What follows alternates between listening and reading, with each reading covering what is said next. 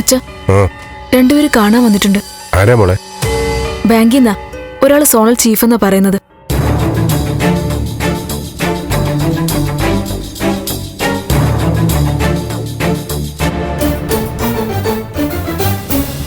കുടിക്കാൻ എന്തെങ്കിലും എടുക്കട്ടെ?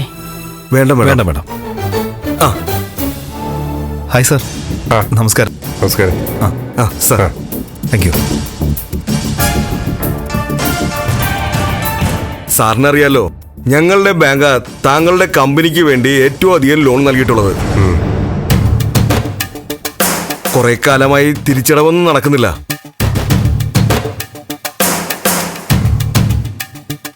ബലരാമ സാറുമായി ഇതുപോലെ മീറ്റിംഗ് ഉണ്ടായിരുന്നു. പക്ഷെ ലയബിലിറ്റി ഒക്കെ വന്നത് താങ്കളുടെ ഷെയറിലാണെന്നാ പറഞ്ഞത്. അതുകൊണ്ട് തന്നെ ലോൺ റീപേയ്മെന്റിൽ ബലരാമൻ സാറിന് ഉത്തരവാദിത്തം ഇല്ലെന്നും അറിയിച്ചു. അങ്ങനെയാണെങ്കിൽ തിരിച്ചടവ് സാറാണ് നടത്തേണ്ടത്. അതെന്ത് ന്യായമാണ് സർ? രണ്ടു പേര് നടത്തുന്ന കമ്പനി, അതില് ബാധ്യതയുണ്ടെന്ന് പറയുന്നു.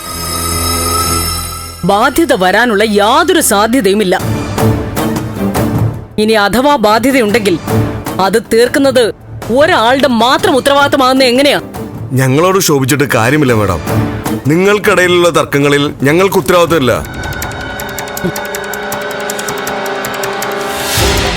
ലോൺ എടുത്താൽ കാശ് തിരിച്ചടച്ചാൽ പറ്റൂ. തിരിച്ചു പിടിക്കുന്നത് മാനദണ്ഡങ്ങൾ ലംഘിച്ചിട്ടാണോ സർ? എല്ലാ മാനദണ്ഡങ്ങളും പാലിച്ചിട്ടാണ് മാഡം ഞങ്ങൾ വന്നിട്ടുള്ളത്.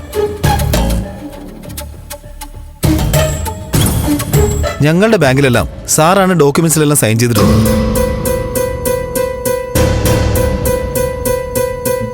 സാറിന് ഈ വിഷയത്തിൽ എന്താണ് മറുപടി പറയാനുള്ളത്? ബലരാമൻ പറയുന്ന കേട്ട് മാത്രം നിങ്ങൾ എങ്ങനെ കാര്യങ്ങൾ തീരുമാനിക്കുന്നു? അങ്ങനെയാണെങ്കിൽ എനിക്കും പറയാലോ, ലയബിലിറ്റീസ് ഒക്കെ തീർക്കേണ്ടത് ബലരാമനാണെന്ന്. അയാളുടെ വാക്കേട്ട് മാത്രമല്ല സാർ ഞങ്ങൾ വന്നത്. കൃത്യമായ രേഖകളുണ്ട്. ചാർട്ടേഡ് അക്കൗണ്ടന്റ്മാരും രജിസ്ട്രാറും സാക്ഷ്യപ്പെടുത്തിയ രേഖകൾ. ദാ സാർ.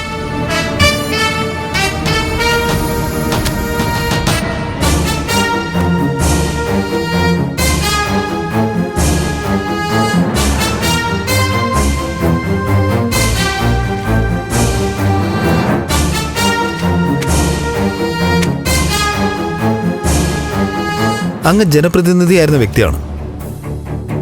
സത്യസന്ധതയ്ക്ക് പേര് കേട്ട ആളും. പേരുദോഷം ഉണ്ടാക്കാതെ ബാധ്യതകൾ തീർക്കണം സാർ. മുൻ MLA ആയതുകൊണ്ട് മാത്രം അങ്ങേക്ക് കുറച്ച് സമയപരിധി അനുവദിക്കുന്നുണ്ട്. അടുത്ത 12-ന് മുമ്പ് അങ്ങ് ഞങ്ങളുടെ ബാധ്യതകൾ തീർക്കണം. അല്ലെങ്കിൽ നിയമ നടപടിയിലേക്കും ജപ്തിയിലേക്കൊക്കെ നീങ്ങേണ്ടി വരും. ഈ വീടിന്റെ ചുവരിൽ ജപ്തി നോട്ടീസ് ഒട്ടിക്കാൻ ഞങ്ങൾക്ക് ആർക്കും താല്പര്യമില്ല സാർ.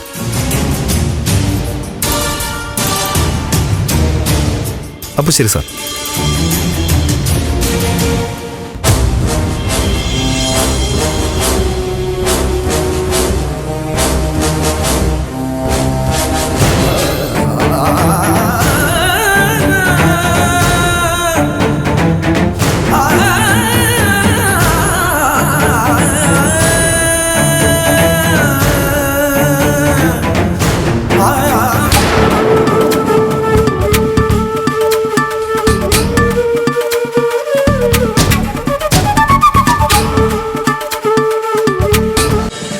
ഫ്ലവേഴ്സ് ഒരുക്കുന്ന കാഴ്ച വസന്തം യൂട്യൂബിൽ പ്രേക്ഷകർക്ക് ലൈവായി കാണാം.